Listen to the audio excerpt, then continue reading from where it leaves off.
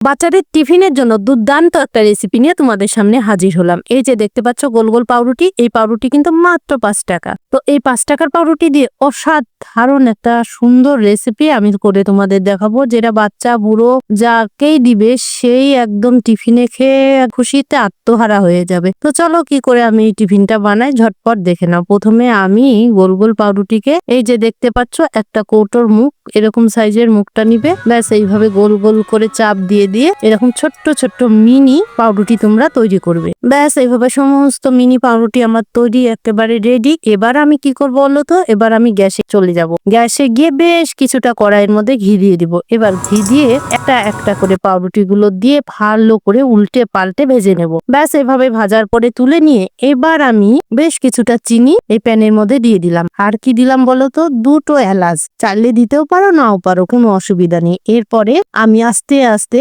খন্তার সাহায্যে একটু নেড়ে নেড়ে ক্যারামেল তৈরি করে নেব। এতে জল দেওয়ার কোনো দরকার নেই, এটা গললেই ক্যারামেল তৈরি হয়ে যাবে। বেশ সুন্দর দেখো ক্যারামেল হয়ে গেছে। এবার আমি অল্প অল্প করে এর মধ্যে দুধটা দিয়ে দিব। আবার দেখো ক্যারামেলটা জমাট বেঁধে গেছে দুধের জন্য, এটা আস্তে আস্তে এমনিতেই গলে যাবে। ব্যাস গলে যাওয়ার পরে আমি বেশ কিছুক্ষণ ফুটিয়ে নেব। বেশ ঘন হয়ে গেলে এটাকে আমি নামিয়ে নিলাম। এবার ওই একই কড়াইয়ের মধ্যে আরেকটু কিছুটা দুধ দিয়ে একটা একটা করে আমি এই মিনি পাউরুটি গুলো দিয়ে দিলাম। ব্যাস দেওয়া হয়ে গেল। এবার আমি দেখো খুব সুন্দর করে সেই ঘন করা দুধটা করে রেখেছি। এবার আমি এই ঘন করা ক্ষীর দুধটা একটা চামচের সাহায্যে অল্প অল্প করে চারিদিকে ছড়িয়ে দিলাম। দেখতেই তো পাচ্ছ কত সুন্দর লাগছে দেখতে। সত্যি একদম মানে বাচ্চারা খেলে মানে বারবার তোমাকে এমন টিফিনই করে দিতে বলবে। তো যাই হোক, এইভাবে সমস্তটা দিয়ে উপর দিয়ে আমি একটা একটা করে কিশমিশ দিলাম, চাইলে কাজু বাদামও দিতে পারো। এরপর 10 মিনিটের জন্য আমি ফ্রিজে রেখে দিলাম। 10 মিনিট পরে এই দেখো বন্ধুরা নিয়ে চলে এসেছি। এবার একটা খেয়ে তোমাদের বলছি,